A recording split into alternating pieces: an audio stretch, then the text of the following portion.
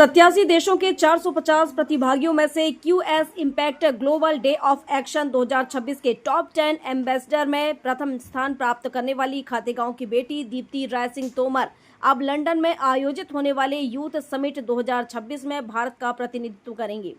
शनिवार को खातेगांव नगर में प्रेस वार्ता आयोजित कर दीप्ति तोमर ने पत्रकारों को बताया कि क्यूएस इम्पैक्ट एक वैश्विक पहल है जिसे क्वाक्वा रैली साइमंड्स क्यूएस संचालित करता है।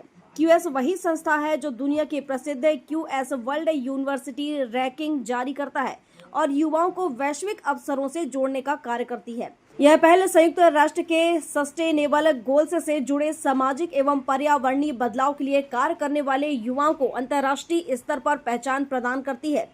उल्लेखनीय है कि विगत 4 वर्षों से दीप्ति सामाजिक क्षेत्र में कार्य करते हुए महाराष्ट्र एवं मध्य प्रदेश के आदिवासी क्षेत्रों की महिलाओं, किशोरियों एवं युवाओं के साथ आजीविका सशक्तिकरण, नेतृत्व विकास एवं सामाजिक उत्थान के क्षेत्र में निरंतर सक्रिय हैं। दीप्ति यूनिसेफ के साथ कुपोषण उन्मूलन, बाल अधिकार जागरूकता तथा मां नर्मदा स्वच्छता जागरूकता अभियान जैसी महत्वपूर्ण परियोजनाओं पर कार्य कर चुकी हैं।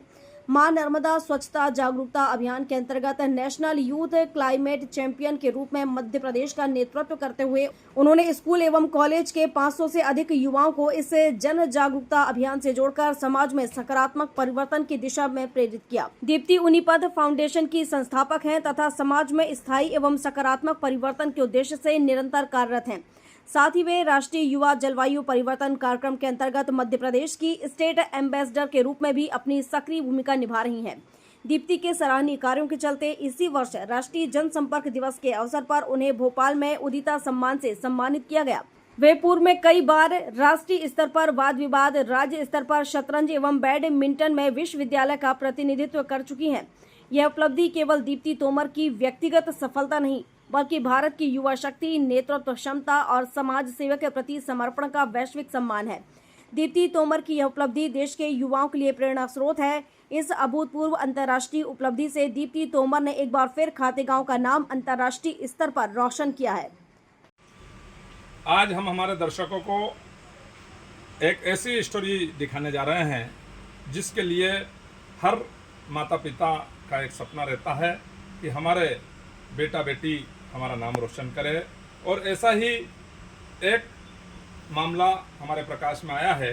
खातेगांव नगर के सेवाभावी समाज सेवी सेवानिवृत्त शिक्षक आदरणीय राय सिंह तोमर जी, जिनकी बेटी दीप्ति तोमर ने खातेगांव से लेकर लंदन तक की जो उनकी यात्रा है, अभी हम उनके मुख से सुनेंगे कि किस प्रकार एक छोटे से कस्बे की बालिका लंदन तक की यात्रा करेगी और लंदन में मध्य प्रदेश का गौरव बढ़ाएगी। और सबसे महत्वपूर्ण बात है, जिस विषय को लेकर दीप्ति लंदन पहुंच रही, वो विषय है मध्य प्रदेश की जीवनदायिनी पूर्ण सलीला मां नर्मदा के स्थल की और नर्मदा के पूरे क्षेत्र की किस प्रकार मां नर्मदा को आज जितनी आवश्यकता है साफ और स्वच्छ रखने की, जिसके पीछे दीप्ति कार्य कर रही है। हम अभी दीप्ति के मुख से ही जानेंगे कि पूरा कार्यक्रम क्या है।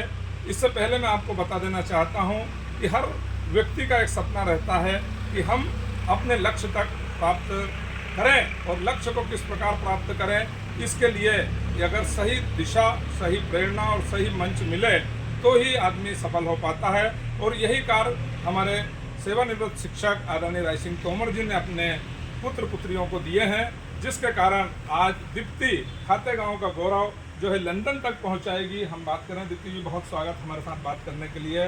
और सबसे पहले हम हमारे भाई साहब प्राइड्स परिवार की ओर से आपको बहुत बधाई देते हैं कि आपने एक छोटे से कस्बे से निकल कर आज दिल्ली तक की यात्रा, उसके बाद फिर आप लंदन तक की यात्रा, देश विदेश तक की यात्रा से खातेगांव का गौरव बढ़ा रही है। तो अब हम जानना चाहेंगे कि पूरा घटनाक्रम क्या है, आप हमारे दर्शकों को बताइए। नमस्कार सभी को। मैं विगत 4 वर्षों से सामाजिक क्षेत्र में काम कर रही हूँ। महाराष्ट्र में आदिवासी समुदाय के साथ मिलकर वहाँ की बेटियों और महिलाओं के लिए क्यूएस इम्पैक्ट एक लंदन की संस्था क्यूएस का एक प्रोग्राम है जो दुनिया भर के युवाओं को इकट्ठा करता है, और ग्लोबल डे ऑफ एक्शन उनका अंतर्राष्ट्रीय पर्यावरण दिवस के दौरान पे एक प्रोग्राम चलता है जिसमें वो दुनिया भर के लगभग 400 युवाओं को दीप्ति जानना चाहूँगा यहाँ पर कि पूरे भारतवर्ष से कितने लोग पहुँचेंगे लंदन? भारतवर्ष से तो 2 लोग हैं। कौन कौन है? एक मैं हूँ और जी। एक हरियाणा की एक लड़की है। अच्छा, दोनों पूरा देश का नेतृत्व करेंगे। जी। आपको किस विषय पर लंदन में बात करने के लिए आमंत्रित किया जा रहा है? जिसके ऊपर मैंने अपना प्रपोजल दिया था, जिसके ऊपर मैंने अपनी एक्टिविटीज़ करी थी। मैंने महाराष्ट्र और मध्य प्रदेश दोनों को मिलाकर 7 एक्टिविटीज़ करी थी, जिसमें आदिवासी युवाओं को, आदिवासियों के जो उनका औषधि ज्ञान है उसकी रिसर्च से लेके, आदिवासी महिलाओं से लेके यहाँ पर नर्मदा को लेकर युवाओं को अवेयर करने तक, इन 7 एक्टिविटीज़ को मिलाकर मेरा चयन हुआ है। और मैं माँ नर्मदा के ऊपर अपना जो खुद की संस्था है उन्नीपत फाउंडेशन की तरफ से वहाँ पे अपना प्रपोजल रखूँगी। लंदन के लोग मानते हैं नर्मदा को? ये तो वहाँ जाके पता चलेगा। अच्छा, अभी आपके इस संबंध में कोई जानकारी नहीं है, लेकिन ये बहुत हर्ष की बात है कि माँ नर्मदा जो पूरे विश्व की एक ऐसी नदी है जिसकी परिक्रमा की जाती है, और कहीं ना कहीं विदेशों में भी लोग नर्मदा को जानते हैं, क्योंकि बहुत सारे लोग जब हम पत्रकारिता के क्षेत्र में भ्रमण पर निकलते हैं तो हम देखते हैं कि कई लंदन के लोग भी नर्मदा परिक्रमा को आए हुए हैं, और कई लोग अभी भी अनवरत परिक्रमा कर रहे हैं। तो ये तो निश्चित ही है कि पूरा विश्व जानता है कि नर्मदा क्या है, और नर्मदा की स्वच्छता और नर्मदा को साफ स्वच्छ रखने को लेकर जो आपका अभियान चल रहा है, इसके संबंध में क्या बताना चाहते हैं?